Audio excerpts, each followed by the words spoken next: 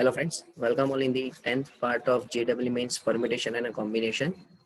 Last સેશનની અંદર ખ્યાલ જ હશે કે આપણે કંઈક બહુ જ ઇમ્પોર્ટન્ટ મેથેમેટિકલ ફોર્મ્યુલા પર બેઝ ક્વેશ્ચન્સ જોયા હતા કે જેમાં પ્યોર પરમ્યુટેશન કોમ્બિનેશન જ હોય બટ પેલું કહે ને કે જનરલ ક્વેશ્ચનને બદલે થોડો મેથેમેટિકલ ફોર્મેટ્સમાં ક્વેશ્ચન હતા, રાઈટ? સો આ સેશનની અંદર પણ આપણે એવા જ કેટલાક નવા પોઈન્ટ્સની ચર્ચા કરીએ.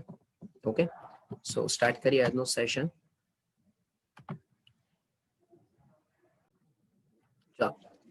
જો તો આજના સેશનનો જે ફર્સ્ટ ક્વેશ્ચન છે એની અંદર તમને કીધું છે કે આર અને કે ની ક્રમયુક્ત જોડ કેટલી મળશે કે જેથી એક ઇક્વેશન આપી દીધું છે 6 into 35CR equals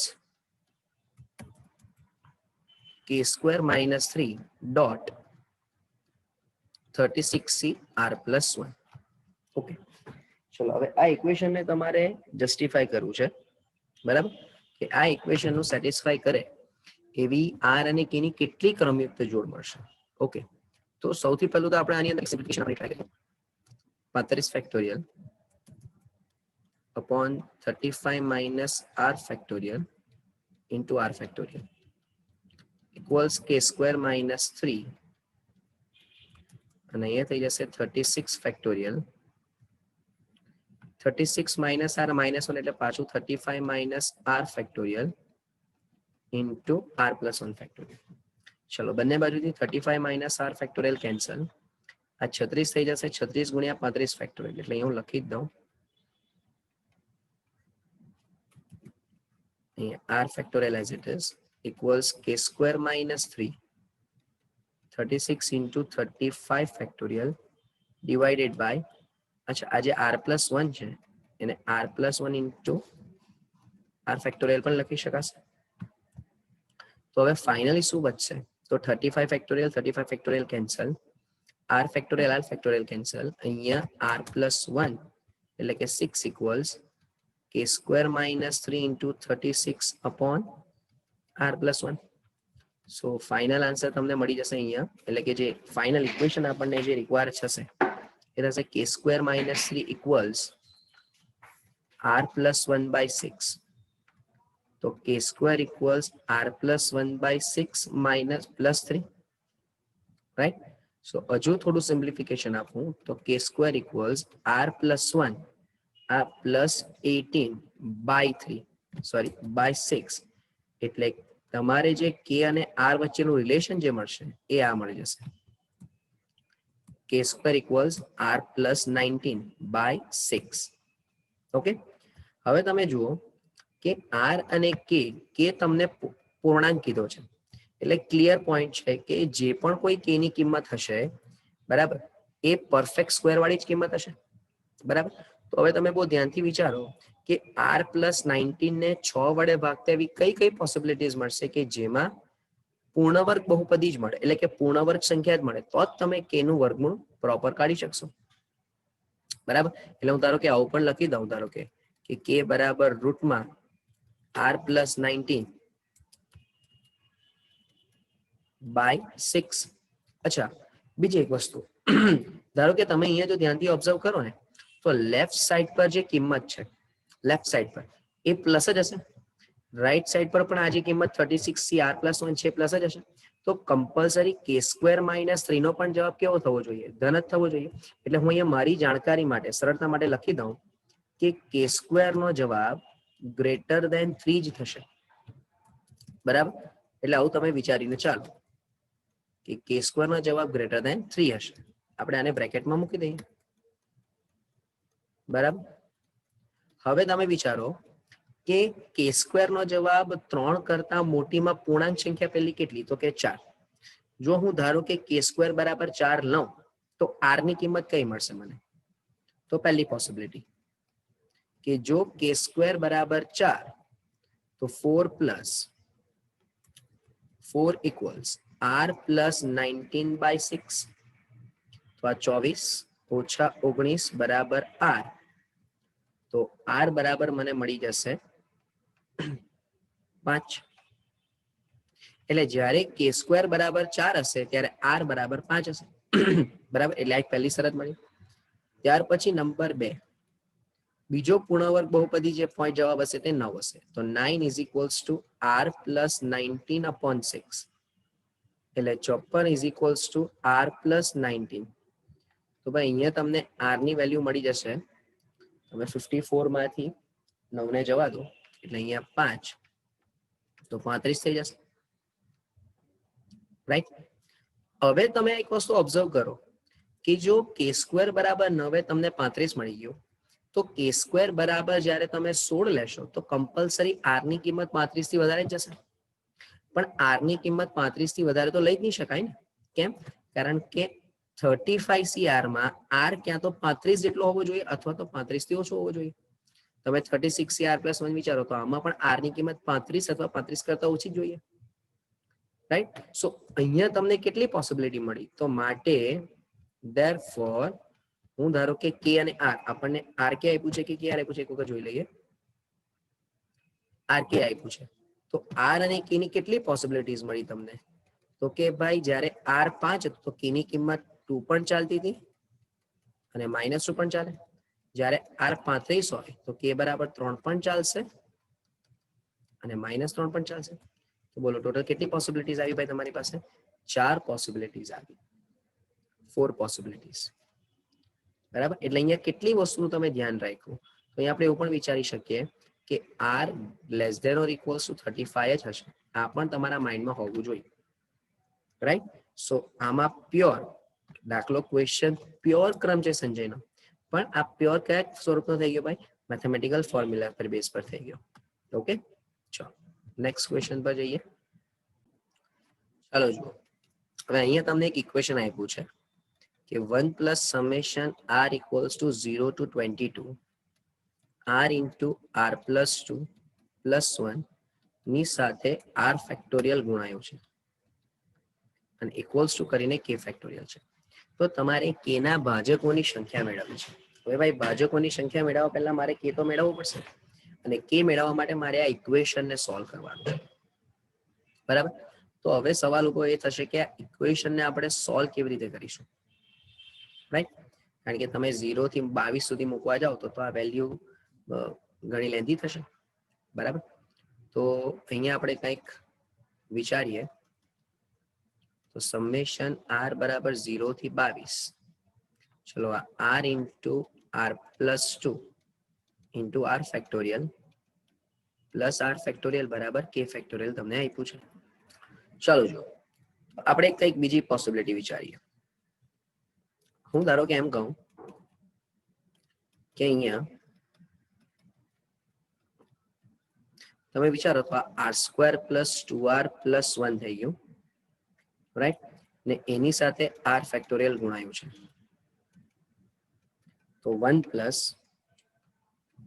0 ટુ 22 અહીંયા r પ્લસ 1 નો સ્ક્વેર ઇન્ટુ r ફેક્ટોરિયલ થશે, બરાબર. થોડું સ્ટેપ ધ્યાનથી સમજતા જજો ભાઈ. હવે આ r પ્લસ 1 ને બદલે આપણે r plus 1 into r factorial લખી શકીએ ને, બરાબર. અચ્છા, r plus 1 into r factorial એટલે પાછું આપણી પાસે થઈ જશે r પ્લસ 1 ફેક્ટોરિયલ અને અહીંયા હું r પ્લસ 2 માઇનસ 1 લખીને ઇન્ટુ r પ્લસ 1 ફેક્ટોરિયલ લખી દો. તો 1 plus summation r equal 0 to 22. હવે r પ્લસ 2 સાથે r પ્લસ 1 મલ્ટીપ્લાય કરો એટલે r plus 2 into r plus 1 factorial minus r plus 1 factorial equals to k factorial. તો હવે જો તમે જરાક ઓબ્ઝર્વ કરી લો તો આ r plus 2 into r plus 1 એટલે પણ થઈ જશે શું? તો કે r plus 2 factorial minus r plus 1 factorial બરાબર k ફેક્ટોરિયલ. હવે આ માઇનસ સાઇન આવી, હવે તમે r ની વેલ્યુ મૂકતા જાઓ. ચાલો ધ્યાનથી સમજો. જો હું પહેલા r ની વેલ્યુ 0 મૂકું તો મને મળી જશે 2 ફેક્ટોરિયલ માઇનસ 1 ફેક્ટોરિયલ પ્લસ હવે r બરાબર 1 તો 3 ફેક્ટોરિયલ માઇનસ 2 ફેક્ટોરિયલ, પછી r બરાબર 2 તો 4 factorial minus 3 factorial. Gradually last term શું હશે? તો કે 22 ફેક્ટોરિયલ, સોરી 22 મૂકશો એટલે 24 factorial minus 23 factorial equals to k factorial, right. અને તમે ધ્યાનથી જો ઓબ્ઝર્વ કરો તો બધી જ વેલ્યુ જોજો, આ 2 factorial -2 factorial, 3 factorial -3 factorial, 4 factorial તો એની પછી -4 ફેક્ટોરિયલ હશે. આ 1 ફેક્ટોરિયલ અને 1 પણ કેન્સલ, માત્ર ને માત્ર k ફેક્ટોરિયલ બરાબર 24 ફેક્ટોરિયલ બનશે અને k બરાબર આવી ગયું 24. અને જો હવે તમને આના ભાજકોની સંખ્યા જોતી હોય તો આને 2 નો ક્યુબ અને 3 ની 1 ઘાત, તો યાદ કરો આપણે સૂત્ર શરૂઆતમાં જ ભણેલા કે ભાજકોની સંખ્યા બરાબર 3 + 1 * 1 + 1, તો આ 4 * 2 એટલે જવાબ 8 આવી જશે, રાઈટ. સો હોપફુલી આ પોઈન્ટ તમને સમજવા આવ્યો હશે, રાઈટ. એટલે આન્સર આવી જશે 8, રાઈટ. તો જો હવે આમાં પણ આપણે મેથેમેટિકલ ફોર્મ્યુલાઝ પરથી જ કેલ્ક્યુલેશન કરી શકીએ, રાઈટ. ચલો નેક્સ્ટ, ચાલો જુઓ. આને પણ તમે બહુ ધ્યાનથી ઓબ્ઝર્વ કરો ને તો આ પણ જે ક્વેશ્ચન છે તો ઓલમોસ્ટ આપણે આગળ જે કરી ગયા ને સિમિલર ટુ ધેટ છે. આપણે ખાલી જોઈ લે કન્ડિશન શું આપી છે, n-1cr હતું, k² - 3 * ncr + 1 હતું. હવે જો તમને રિઝલ્ટ ખ્યાલ હોય આની પહેલાનું, તો જો તમે n બરાબર 36 એઝ્યુમ કરો, n બરાબર 36, તો એને માટે અહીંયા 35cr થઈ જશે, જે લાસ્ટ એમાં પણ સેમ જ હતું. અને અહીંયા 36cr + 1 તે પણ સેમ હતું. પણ ત્યારે તો n ની વેલ્યુ ફિક્સ હતી તમારી પાસે, અહીંયા n ની વેલ્યુ ફિક્સ નથી. તો આપણે આને થોડુંક સિમ્પ્લિફાય કરી લઈએ કે n-1 ફેક્ટોરિયલ, એટલે કાઇન્ડ ઓફ આ જનરલ કન્ડિશન થઈ ગયું સમજીને ચાલો. તો n-1 - r factorial * r factorial બરાબર k² - 3 * n factorial by n - r -1 factorial * r + 1 factorial. તો અહીંયા n - 1 factorial as it is. ચલો બંને બાજુથી n - r -1 ફેક્ટોરિયલ તો કેન્સલ જ થઈ જશે. અહીંયા r factorial as it is equals to k² - 3, બોલો n ફેક્ટોરિયલ એટલે n - 1 ફેક્ટોરિયલ થઈ જશે divided by r + 1 * r factorial. તો હવે ફાઇનલી તમને શું મળી ગયું કે r ફેક્ટોરિયલ કેન્સલ થઈ જશે, n - 1 કેન્સલ, તો તમને મળી જશે r + 1/n = k² - 3. આવી એક પોસિબિલિટી તમને મળી જશે, right. r + 1/n greater than or equals to k² - 3. હવે તમે એક પોઈન્ટ અહીંયા વિચારો કે n અને r + 1 વચ્ચેનો રિલેશન શું હશે. તો કે આના પરથી ધારો કે તમારે ચેક કરવું હોય તો અહીં n is or r + 1 is less than or equals to n. તો એનો મીનિંગ કે r + 1/n is less than or equals to 1 જ હશે ફોર શ્યોર, બરાબર.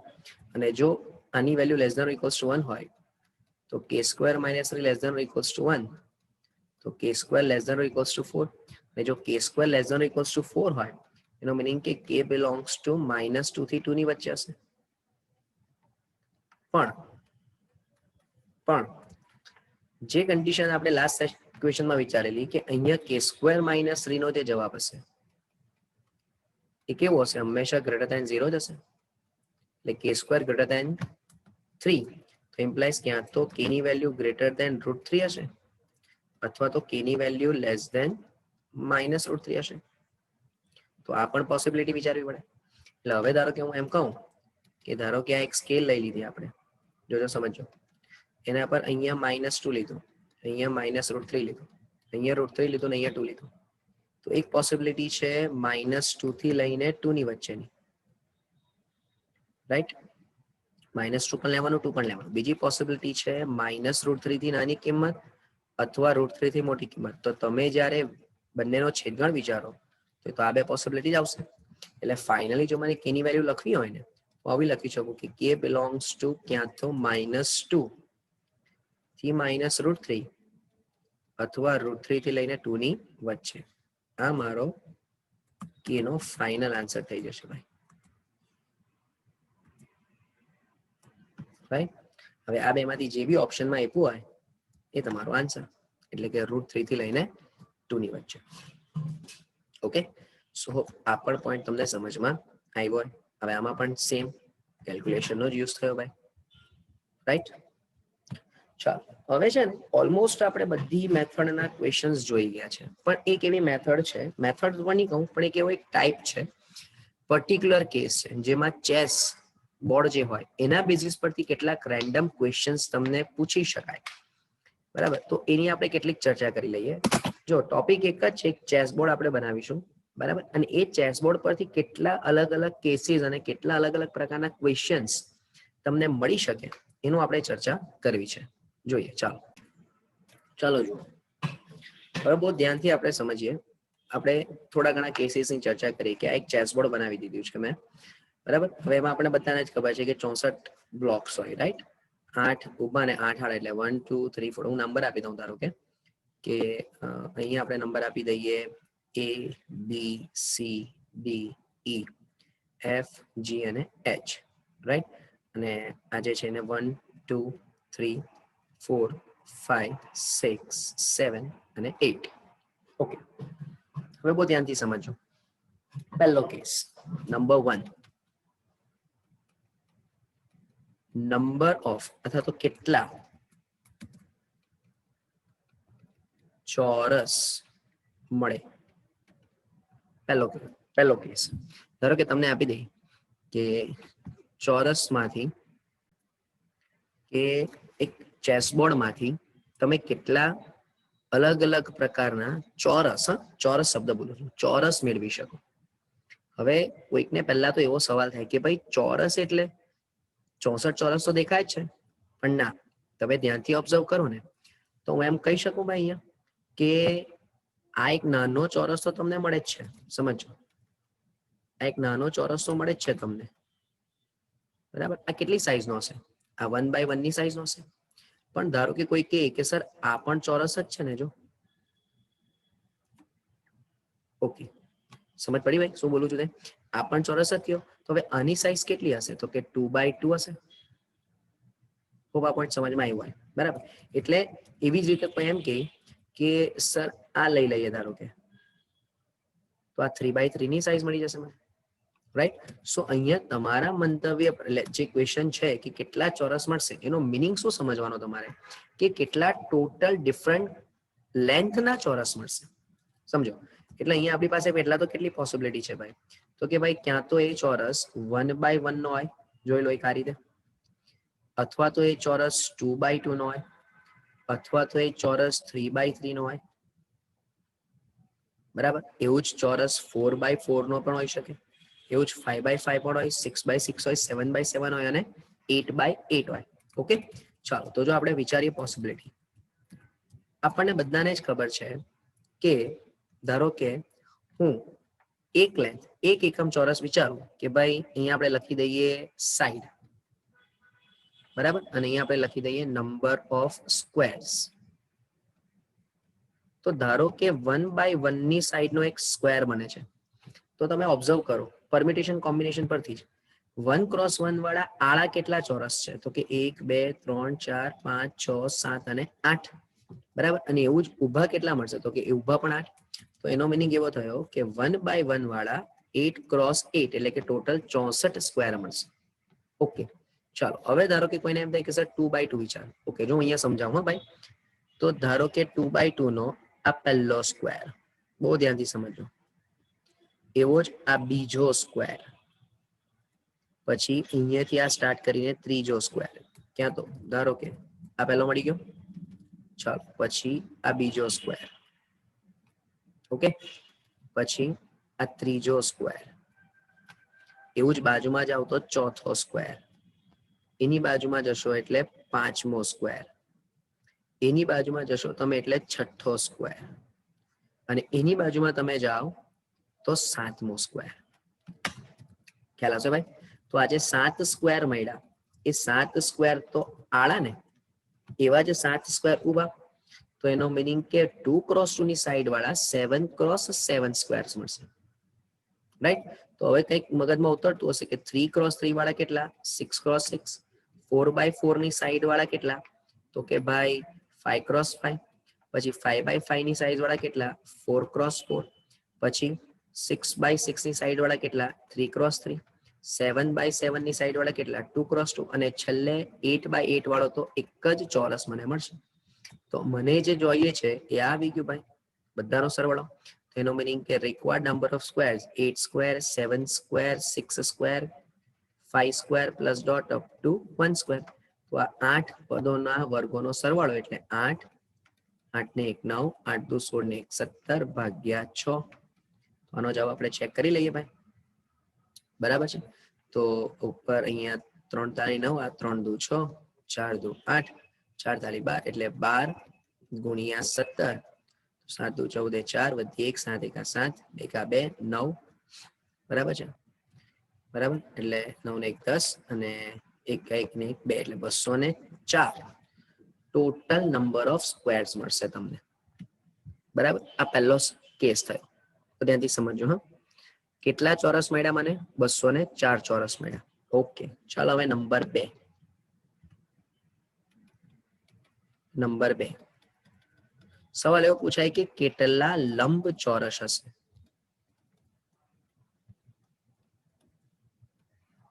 તો હવે આપણને બધાને જ ખબર છે કે ભાઈ લંબચોરસ નો મિનિંગ શું થાય, તો બહુ ધ્યાનથી સમજો. લંબચોરસ નો મિનિંગ એવો થાય કે ધારો કે હું અહીંયાથી 1 એકમ લઉં છું, તો કમ્પલસરી અહીંયાથી મારે 2 એકમ લેવો પડશે, અથવા તો 3 એકમનો પણ એક લંબચોરસ ચાલે, 4 એકમનો પણ એક લંબચોરસ ચાલે. બોલો હા કે ના? એટલે ધારો કે રેન્ડમલી આવો પણ એક લંબચોરસ ચાલે, બરાબર. પણ આ રીતનો લંબચોરસ નહીં ચાલે, કારણ કે આ તો ચોરસ થઈ ગયું, ખ્યાલ આવશે, બરાબર. એટલે હવે ધારો કે તમારી પાસે જોજો આ 1 2 3 4 5 6 7 8 અને 9 લાઈન મળી ભાઈ ટોટલ ઊભી. હવે લંબચોરસ માટે મને 2 ઊભી અને 2 આડી લાઈન જોઈએ, રાઈટ. તો હવે હું ધારો કે એમ કહું કે 9 ઊભી લાઈનમાંથી હું 2 લાઈન પસંદ કરું અને 9 આડી લાઈનમાંથી હું 2 પસંદ કરું, તો આમાં બધી જ પોસિબિલિટી આવી જશે. સમજો, બધી જ પોસિબિલિટી આવી જશે કે ધારો કે જો આ 2 લાઈન અને આ 2 લાઈન પસંદ થઈ, સમજો શું કહું છું તે ધ્યાનથી સમજો. ધારો કે આ જે 9 લાઈન છે, આ પહેલી લાઈન, આ બીજી લાઈન, આ ત્રીજી લાઈન, આ ચોથી લાઈન, આ પાંચમી, છઠ્ઠી, 7 8 અને 9 આવી આડી 9 લાઈન અને એવી જ ઊભી પણ 9 લાઈન. ધારો કે 9C2 માં આ આડી લાઈન અને આ આડી લાઈન પસંદ થઈ અને બાકીની જે ઊભી 9C2 લાઈન છે એમાંથી ધારો કે આ અને આ પસંદ થઈ, તો તમને ચોરસ મળશે, તમને લંબચોરસ મળવાનો નથી. સમજો. અચ્છા, આવું પણ થઈ શકે ને કે ધારો કે આ લાઈન પસંદ થઈ અને આ લાઈન અને આ લાઈન પસંદ થઈ, તો અહીંયા તમને એક લંબચોરસ મળી ગયો ભાઈ. હોપફુલી સમજમાં આવતું હશે. એટલે કહેવાનો મિનિંગ એવો છે કે આ 9C2 into 9C2 માં તમને બધી જ પોસિબિલિટી મળશે, સમજો, બધી જ પોસિબિલિટી મળશે કે જેમાં ચોરસ પણ હોય અને લંબચોરસ બી હોય, બરાબર. પણ એ બધી પોસિબિલિટીમાંથી જો તમને લંબચોરસ જોતું હોય તો એવી પોસિબિલિટી તમારે સબસ્ટ્રેક્ટ કરવી પડે કે જેમાં માત્ર ને માત્ર ચોરસ મળે છે. ને એવી કેટલી પોસિબિલિટી હતી? તો કે 204 પોસિબિલિટી. જુઓ, રાઈટ. તો હું એવું લખી શકું, જો ભાઈ આ કન્સેપ્ટ સમજમાં આવવો જોઈએ, હા, દરેકને સમજો, બરાબર. તો બહુ ધ્યાનથી સમજો. જોજો, તો હવે ધારો કે હું અહીંયા એમ જવાબ મૂકી દઉં તો ઇમ્પ્લાઇઝ કેટલા લંબચોરસ મળ્યા? તો કે ભાઈ 9C2 into 9C2 total possibility થઈ, પણ એમાંથી 204. 204 શું છે? તો કે ચોરસની સંખ્યા, એ વાત કરવી પડે.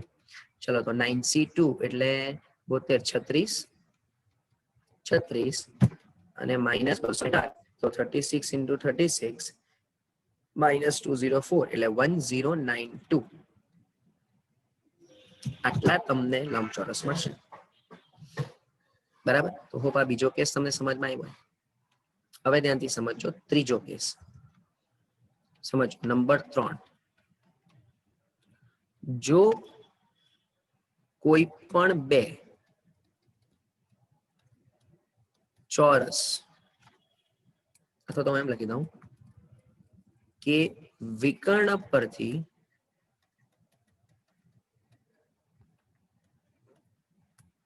બે ચોરસ ની પસંદગી કેટલી રીતે કરી શકાય? શબ્દ લખી દઈએ નાના ચોરસ. નાના ચોરસ એટલે 1x1 યુનિટના જ. ચાલો વિચારો, વિકર્ણ પરથી બે ચોરસની પસંદગી કેટલી રીતે કરી શકાય? ચાલો વિચારો. તો હવે સર અહીંયા વિકર્ણ પહેલા તો બનાવવો પડે મને. હા તો બનાવીએ, ચાલ જોજે. તો વિકર્ણ કયો? તો કે ભાઈ આ એક વિકર્ણ થયો જો, બરાબર. પણ આ વિકર્ણ પર તો એક જ ચોરસ છે, તો એ તો શક્ય જ નથી. ઓકે સર, આ પણ એક વિકર્ણ થાય. હા, તો આ વિકર્ણ પર આ એક ચોરસ છે અને અહીંયા બીજો ચોરસ છે. જોઈ લો. ઓકે, ખ્યાલ આવી ગયો. ચાલો, અચ્છા એવો જ સર આ પણ એક વિકર્ણ થાય ને? હા, તો આના પરથી તને કેટલા ચોરસ મળ્યા? તો કે 3 ચોરસ મળ્યા. જો બરાબર, તો તું 3 માંથી કોઈ પણ બે સિલેક્ટ કર. પાછો બોલું છું, જોજો. પહેલા વિકર્ણ પરથી તને બે ચોરસ મળતા હતા, બે પોસિબિલિટી હતી તારી પાસે, બરાબર. ત્યાર પછી બીજા ચોરસ, બીજા વિકર્ણ પરથી તારી પાસે 3 ચોરસ હતા, એમાંથી 3 માંથી કોઈ પણ બે ચોરસ પસંદ કરવાના આવ્યા. અચ્છા, હવે આ જે વિકર્ણ છે એના પર તારી પાસે 1 2 3 અને 4 વિકર્ણ મળે છે. ધ્યાનથી સમજજે, બરાબર. 4 ચોરસ, તો 4 માંથી તું કોઈ પણ બે લેશે. અચ્છા, આગળ જાતો આના પર 5, આના પર 6, આના પર 7 અને છેલ્લું જે આ વિકર્ણ છે એના પર તને 8 ચોરસ મળે. એટલે હવે સમજો, જો હું આટલી જ પોસિબિલિટી લઉં તો ધ્યાનથી સમજો, જે મેં અહીંયા વિકર્ણ અત્યારે સુધીમાં તમને બતાવ્યું કે આ એક વિકર્ણ, આ બીજો વિકર્ણ, આ 1 2 3 4 5 6 અને 7. આ જે 7 પોસિબિલિટી તમે વિચારી, એ 7 પોસિબિલિટીમાં 2c2 plus 3c2 plus 4c2 plus 5c2 plus 6c2 plus 7c2 plus 8c2. હવે એવી જ સેમ પોસિબિલિટી બોલ તું નીચે જા, તો પાછું 8c2 થી 7c2 6c2 5c2 4c2 3c2 2c2 મળશે. એવી જ સેમ પોસિબિલિટી તું અહીંયા પણ વિચારી શકે ને, આમ પણ જા. ક્યાં સુધી? જ્યાં સુધી આ જોઈન્ટ નહીં થશે ત્યાં સુધી. ને એવું જ પાછું નીચેથી પાછું ઉપરથી નીચે તરફ જા. શું બોલું છું, સમજ પડશે? તો ટોટલ તમારી પાસે 4 પોસિબિલિટી ઊભી થઈ. સમજો, આપણે પહેલા બધું જ જવા દઈએ. તો અહીંયા સમજો, હું એમ લખી દઉં કે વિકર્ણ પરથી બે ચોરસની પસંદગી કેટલા પ્રકારે થઈ? તો ભાઈ અહીંયા સમજો, 4 times 2c2 plus 3c2 plus 4c2 plus 5c2 plus 6c2 plus 7c2 અને પ્લસ કરીને 2 ટાઈમ્સ 8c2. હવે સર મને આની ખબર પડી કે આમાં 4 ટાઈમ્સ અને અહીંયા 2 ટાઈમ્સ કેમ? તો કે ભાઈ તું જ્યારે આ મેઇન વિકર્ણની વાત કરશે, સમજજે, આ જે તારો મેઇન ડાયાગોનલ બનશે, આ જે ડાયાગોનલ છે એ તો 1 અને 2 વખત જ રિપીટ થયો ને. આની ઉપર છો, આની નીચે છો. એવું જ અહીંયાથી ઉપર છો અને નીચે છો, તો ઉપર નીચે બે પોસિબિલિટી. એવું જ આ વિકર્ણ જે છે એની ઉપર અને નીચે પાછી બે પોસિબિલિટી, એટલે 4 ટોટલ પોસિબિલિટી, રાઈટ. હવે ભાઈ બધામાં ચોરસો અલગ અલગ જ હશે, સમજો, એટલે શેપ સેમ હશે પણ નંબર અલગ અલગ હશે. ધારો કે કોઈ કે સર આ ચોરસ પસંદ થયો, રાઈટ, તો ભાઈ પોસિબિલિટી બદલાઈ ગઈ. સમજો, એટલે કહેવાનો મીનિંગ શું થયો કે equals to 4 times 2c2 એટલે 1, 3c2 એટલે 3, 6 plus 10 plus 15 અને અહીંયા થઈ જશે 21 અને plus 2 times 28. તો અહીંયા તમે વિચારી લો, તો આ 6 ને 3 9 ને 1 10 ને 10 20, 20 ને 20 40, 50, 50 ને 6 56, 4 ગુણ્યા 56 વત્તા અહીંયા થઈ જશે તમારી પાસે 2 × 28 જ રાખો ચાલો અહીંયા, બરાબર છે. તો આ 28 દુ 56, 56 ગુણ્યા 5, તો અહીંયા 5 × 30 3 25, 25 ને 3 28, 280. પણ હવે સર ટોટલ ચોરસ જ મને 204 મળતા હતા, તો પોસિબિલિટીમાં 280 કેમ? તો કે ભાઈ આમાં કંઈક ને કંઈક રિપીટેશન બી આવતું હશે. ચાલો જુઓ, ધ્યાનથી સમજો કે જ્યારે તમે આ વિકર્ણની વાત કરી ત્યારે તમને આ એક ચોરસ અને આ બે ચોરસ મળ્યું, અને જ્યારે તમે આ વિકર્ણની વાત કરશો તો આ ચોરસ અને આ ચોરસ મળશે, બરાબર? ઓકે, ના તો પછી તમને અહીંયા અલગ અલગ જ મળશે. કરેક્ટ છે, કોઈ રિપીટેશન આમાં આવશે નહીં, રાઈટ? પણ ભાઈ આમાં રિપીટેશનની તો વાત જ નથી ને. કેમ નથી? કારણ કે તમે અહીંયા એવી પોસિબિલિટીઝ ચેક કરો છો કે જેમાં વિકર્ણ પરથી તમારે બે ત્રિકોણ પસંદ કરવાના છે, બે ચોરસ પસંદ કરવાના છે, સોરી સમજો. એટલે અહીંયા નંબર ઓફ ચોરસ કેટલા છે એ નથી જોવા મળતા. અહીંયા શું જોઈએ છે આપણે કે એવી કેટલી પોસિબિલિટી છે કે જેમાં બે બે ચોરસ પસંદ થશે.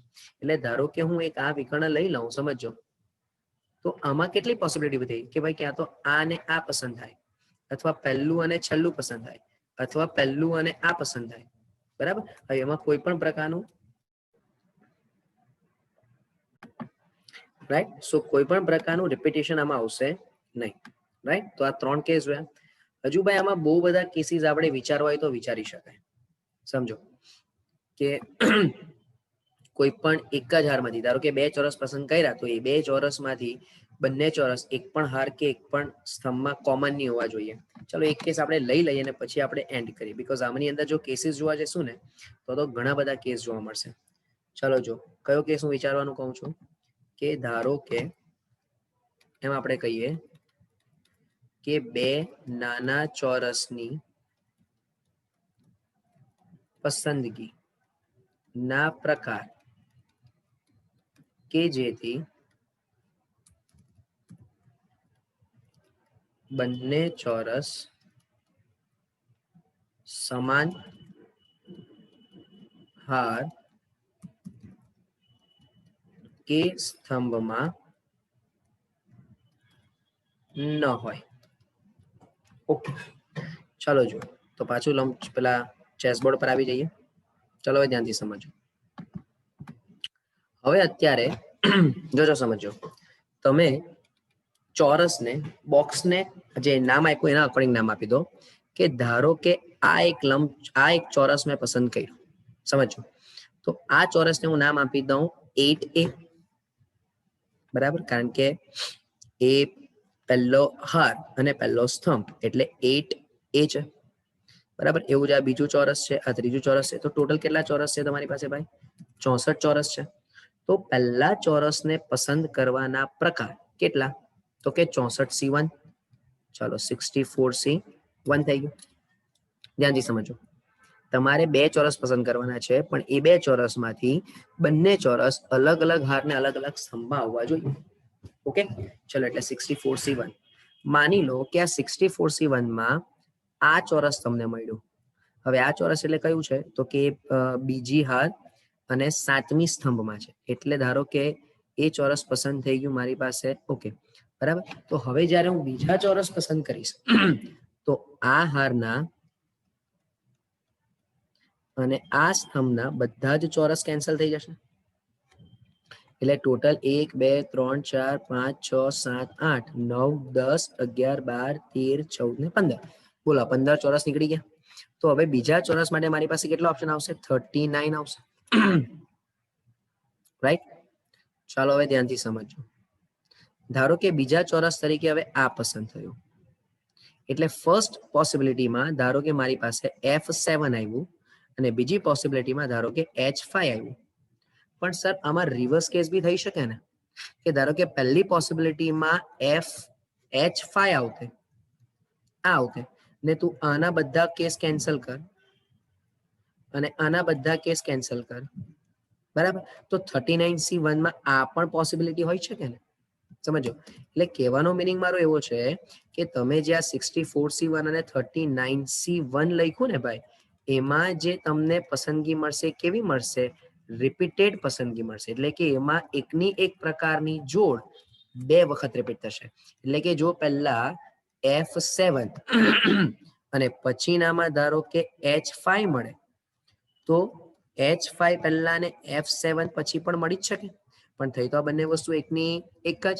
તો એનો મિનિંગ કે મારે હવે શું વિચારવું પડે કે જો હું 64C1 લખું છું, સમજો, જો હું 64C1 લખું છું તો ભાઈ equals to 64C1 into 39C1 પણ ઇન્ટુ 1/2, કારણ કે આ જેટલી પણ પસંદગી હશે તે બધી રિપીટ થતી હશે. તો આ તમારો ફાઇનલ આન્સર 64 ઇન્ટુ 39/2, તો આ 32 ઇન્ટુ 39, અને તમે 32 ઇન્ટુ 39 વિચારશો તો દેટ ઇઝ 1, 2, 4 અને 8. આટલા પ્રકારે તમારે બે ચોરસ પસંદ કરવાના કે જેમાંથી એક પણ ચોરસ સમાન હાર કે સમાન સ્તંભમાં આવે નહીં. રાઈટ? સો અહીંયા આપણું આ સેશન પૂરું થાય. આના સિવાય બી હજુ ઘણી બધી પોસિબિલિટી ચેસબોર્ડ પરથી આવે, બટ અત્યાર સુધીના કેસમાં આ ચેસબોર્ડને રિલેટેડ ક્વેશ્ચન્સ એટલા ફ્રિકવન્ટલી આવ્યા નથી. બટ એક એવું ઇમ્પોર્ટન્ટ અને સેપરેટ પોર્શન છે કે જેને સમજવા માટે એક ચેસબોર્ડનો પોઈન્ટ ઉંચકીને એમાંથી કેટલા ક્વેશ્ચન્સ બની શકાય એ આપણે અહીંયા જોવું હતું. ઓકે, સો તમને સમજમાં આવ્યું હશે. Thank you from my side.